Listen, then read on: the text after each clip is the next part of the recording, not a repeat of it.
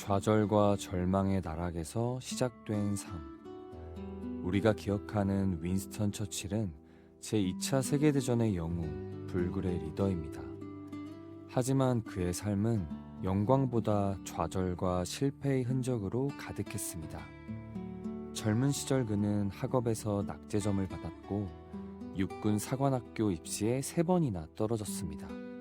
겨우겨우 군인이 되었지만 그곳에서도 끊임없이 사고를 치며 상사들의 눈 밖에 났습니다. 정치에 입문한 후에도 그는 끊임없이 비판과 조롱에 시달렸습니다. 그의 독선적인 성격과 예측 불가능한 행동은 동료들조차 그를 믿지 못하게 만들었죠. 특히 1915년 그가 해군 장관으로서 야심차게 추진했던 갈리폴리 전투는 처참한 실패로 끝났습니다. 오스만 제국을 무너뜨리려던 그의 전략은 최악의 결과를 낳았고 수많은 젊은이들이 목숨을 잃었습니다. 그 책임은 고스란히 처칠에게 돌아왔습니다. 그는 실패한 전쟁 장관이라는 불명예를 안고 모든 정치적 직위를 잃은 채 권력의 중심에서 완전히 멀어졌습니다. 그의 나이 겨우 41세였습니다. 이 실패는 처칠의 영혼을 갉아먹는 고통이었을 것입니다. 그는 자신이 그토록 열망하던 정치 경력의 종말을 목도해야 했고 수많은 비난 속에서 나는 더 이상 아무것도 할 수 없는 존재라는 절망감에 휩싸였을 것입니다. 갈리폴리 전투의 실패는 단순한 경력의 단절이 아니었습니다. 그것은 그의 존재 자체를 부정하는 거대한 절망의 벽과도 같았습니다. 대부분의 사람이라면 이 정도의 실패 앞에서 삶을 포기하거나 모든 것을 체념하고 은둔의 길을 택했을 겁니다. 하지만 처칠은 달랐습니다. 그의 삶은 실패로 가득했지만 그 실패에 의해 정의되지 않았습니다. 그는 절망의 나락에서 스스로에게 질문을 던졌습니다. 과연 이것이 내 삶의 끝인가? 마음의 블랙독을 끌고 가는 용기. 처칠의 삶에서 중요한 키워드 중 하나는 블랙독입니다. 그는 평생을 우울증과 싸웠는데 이를 검은 개가 자신을 따라다니는 것에 비유했습니다. 삶의 좌절과 실패는 이 검은 개를 더욱 맹렬하게 만들었을 것입니다. 특히 갈리폴리 전투의 실패 이후 절망감은 그 어떤 것과도 비교할 수 없는 거대한 그림자로 그를 짓눌렀을 겁니다. 하지만 처칠은 그 검은 개를 외면하거나 도망치지 않았습니다.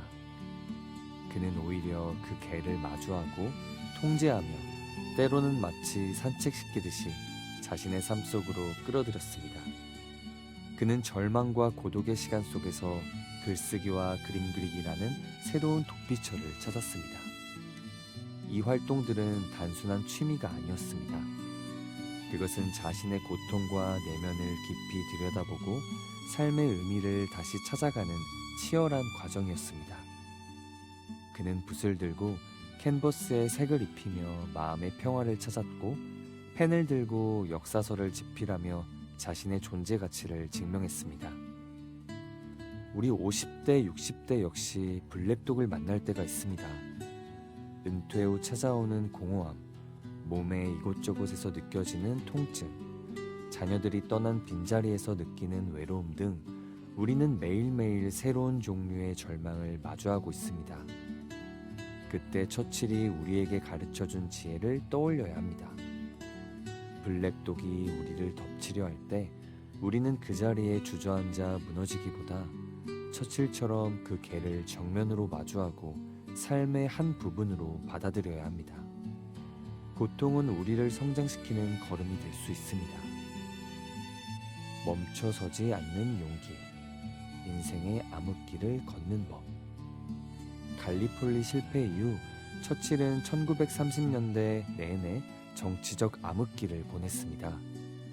당시 그는 영국 정부의 주류에서 완전히 소외되어 있었고 히틀러의 위험을 경고하는 그의 목소리는 과거의 인물이 헛소리를 한다는 조롱만 들었죠. 그는 외롭고 고독한 싸움을 이어갔습니다. 심지어 많은 언론과 동료들은 그를 망상에 사로잡힌 괴짜로 취급하며 비난했습니다. 하지만 처칠은 이 시간을 헛되이 보내지 않았습니다. 그는 방대한 역사서를 집필하며 자신의 지적 역량을 키웠고 언젠가 올 기회를 위해 조용히 힘을 비축했습니다. 그는 마치 겨울의 추위를 견디며 다음 계절의 꽃을 준비하는 씨앗처럼 겉으로 보이는 활동이 멈춘 듯한 시기에도 끊임없이 내면을 다졌습니다. 그의 삶은 멈추지 않았죠. 그는 자신의 철학과 신념을 글로 정리하고 수많은 사람을 만나며 끊임없이 소통했습니다. 그의 암흑기는 겉으로는 좌절의 시간이었지만 사실은 자신을 재정비하고 더 큰 도약을 준비하는 숨고르기의 시간이었던 것입니다. 우리도 삶의 후반부에는 예상치 못한 정지의 순간을 맞이할 수 있습니다. 그때 우리는 정책이라고 절망하기보다 처칠처럼 그 시간을 준비기로 받아들여야 합니다. 지금 이 순간은 그동안 바빠서 할 수 없었던 독서를 시작하고 새로운 지식을 배우고 깊은 사색을 통해 자신을 돌아볼 수 있는 소중한 시간입니다. 우리의 경험과 지혜는 결코 사라지지 않습니다.